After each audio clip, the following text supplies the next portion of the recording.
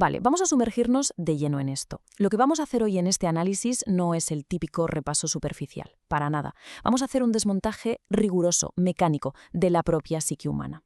Y ojo, basándonos puramente en la ciencia clínica. Es como si fuéramos a abrir el capó de la mente para ver literalmente qué piezas la hacen funcionar y por qué tantas veces el sistema entero parece que va a colapsar.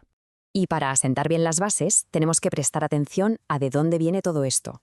Este es un trabajo más del Laboratorio Social Humanizando con Amor, a cargo de la psicóloga clínica Rosy Vera, encargada de todo este trabajo clínico. Y aquí hay que remarcar algo absolutamente esencial. Hablamos de una psicóloga clínica experimental con 20 años de experiencia a sus espaldas. Este laboratorio es una puerta abierta para que el ser humano se autorreconozca en su gnosis pura, en su verdadero autoconocimiento. Nada de modas pasajeras de Internet. Aquí hablamos de ciencia dura y experimental aplicada a las raíces de cómo funcionamos. Y aquí tenemos nuestra hoja de ruta, el plano arquitectónico, digamos, de la inspección que vamos a llevar a cabo. Pasaremos por el laboratorio y el mito, el plano de la identidad, los cortocircuitos biológicos, el hackeo troyano, la red eléctrica y terminaremos con el manual del electricista, un viaje estructurado y directo al grano. Empezamos por la sección 1, el laboratorio y el mito. Para entender cómo operamos en la realidad, primero hay que desmontar la ficción.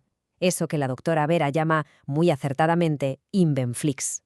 Fijaos en esta comparación, porque es clave. Por un lado, a la izquierda tenemos a la típica espiritualidad de bolsillo que nos vende ese mito de Invenflix, diciendo que hay que matar al ego para alcanzar la iluminación, casi como si el ego fuera una especie de demonio interno. Pero claro, nos vamos a la ciencia clínica, a la derecha, y la historia cambia por completo. Resulta que el ego no es el malo de la película, que va, el ego es el administrador homeostático necesario de la realidad. Es nuestro filtro neurológico el que impide que nuestro sistema psicológico colapse por completo ante la inmensa avalancha de estímulos del mundo exterior. Pasamos a la sección 2, el plano de la identidad. Y es que, para comprender de verdad la estructura de la mente, tenemos que separar el edificio de la persona que lo gestiona. Vamos a ver esta tabla para entender la diferencia estructural que es bestial. La identidad es básicamente el territorio completo de nuestra existencia. Pensad en ello como la casa entera con sus cimientos. Pero el ego es solo el gerente operativo. Es como el cuadro eléctrico de fusibles de esa casa. ¿Y qué pasa si quitamos al administrador? Pues que sin el ego poniendo límites entre lo que llevamos dentro y lo que está afuera, nos desparramaríamos, colapsaríamos en una psicosis, totalmente incapaces de procesar un mundo tridimensional. Es literalmente el traje de buzo que nos permite respirar bajo el agua de la realidad. Lo que los lleva directos a la sección 3, cortocircuitos biológicos. Vamos a asomarnos al desarrollo del cerebro para descubrir por qué hay tantos adultos por ahí con los circuitos totalmente fundidos. Esta línea de tiempo biológica lo explica casi todo. De los 0 a los 3 años operamos con un narcisismo primario. Es supervivencia pura. El espejo nos refleja pura y exclusivamente a nosotros.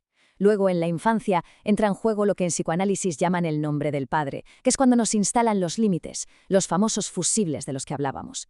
Pero, y aquí viene el dato científico que te vuela la cabeza, la mielinización de la corteza prefrontal, que es nuestro hardware físico para frenar y regular los impulsos, tarda hasta 30 años en madurar. Hasta 30 años. Así que imaginad el desastre de compatibilidad que es tener un hardware de 30 años intentando ejecutar un software emocional que se quedó atascado en los 5, un cortocircuito brutal. Entonces, el punto crucial aquí es que, cuando vemos estos comportamientos en la edad adulta, normalmente no estamos ante pura maldad, ni ante eso que en Internet llaman a la ligera ser tóxico. Echad un vistazo a esta lista del infantilismo psíquico. La intolerancia absoluta a la frustración, que no es más que la típica rabieta. El victimismo crónico, como un niño indefenso. Esa urgencia de placer inmediato. Y un egocentrismo de túnel donde las propias necesidades bloquean cualquier atisbo de empatía. Todo esto no es más que un profundo retraso evolutivo. El espejo se quedó mirando hacia adentro. Y ahora entramos en un terreno más oscuro en la sección 4, el hackeo troyano. Aquí analizamos la verdadera patología clínica, una metástasis estructural en la psique. A diferencia de la inmadurez de la que acabamos de hablar, el trastorno de la personalidad narcisista es otro nivel. Hablamos de individuos que operan sin un núcleo interno propio, sin su propio generador de energía. Funcionan literalmente como parásitos en busca de voltaje. Y utilizan siempre estas 5 fases mecánicas para extraerlo. Primero, el escaneo y el bombardeo de amor, que es como instalan el cable pirata. Segundo, el saboteo de la realidad o gaslighting para que dudes de tu propio medidor. Tercero, la triangulación, metiendo a otras personas para crear caos y robar más energía.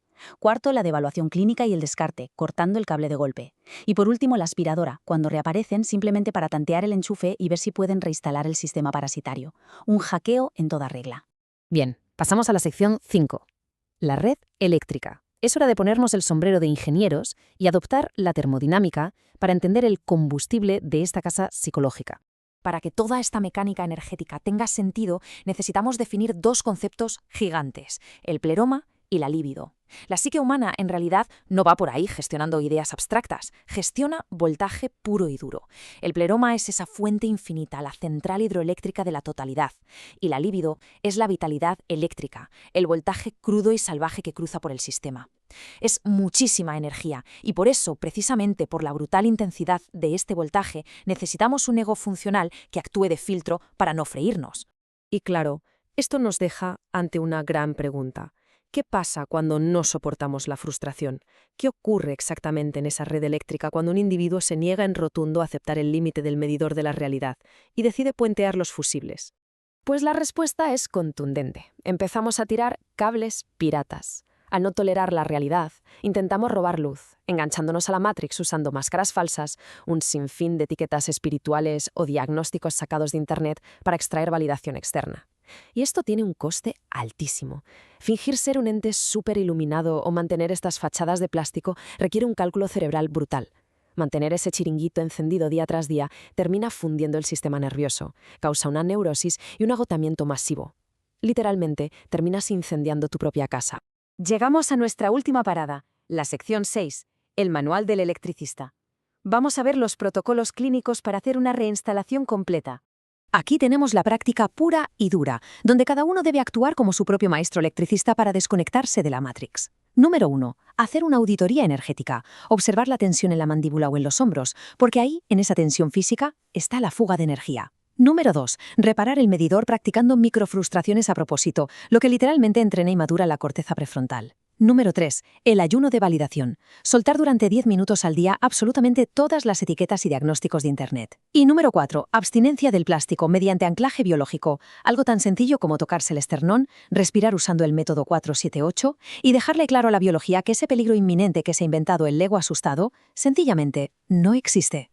Y cerramos este análisis con una cita que lo ilustra a la perfección. Evolucionar no es flotar en una nube, evolucionar es trabajo de albañilería psíquica pesada. Reconéctate a tu matriz natural y paga tu propia factura de la luz. La verdadera madurez, ese autoconocimiento real fundado en la ciencia, no viene de la espiritualidad de plástico, viene de hacer el trabajo duro y abandonar de una vez los berrinches infantiles. Así que el gran reto es este, hay que cortar los cables piratas, asumir nuestro propio medidor y pagar la luz. Porque pensadlo bien, si el ego no hace su trabajo de filtrar la realidad, ¿quién o qué está manejando realmente los interruptores de la mente?